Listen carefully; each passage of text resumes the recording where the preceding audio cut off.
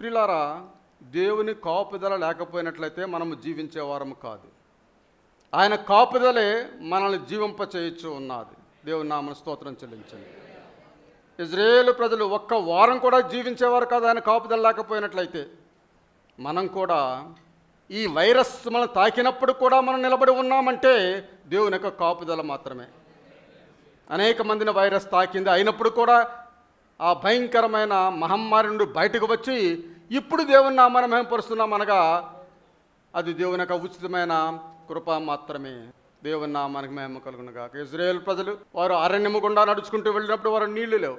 నీళ్ళు లేని ప్రదేశానికి వచ్చినప్పుడు దేవుడు వారికి రాతి నుండి నీళ్లు ఉపగజేశాడు. రాతి నుండి నీళ్లు రావడం చూశారు. వారు ఆ నీళ్లు త్రాగి బ్రతికారు. అటువంటి అద్భుతాలు వారు చూశారు. ఆ తర్వాత ఆహారం లేనప్పుడు మాకు ఏమిటి ఆహారం అన్నప్పుడు ప్రలోకంలో నుండి మన్నా కురిపించడం ఆహారం.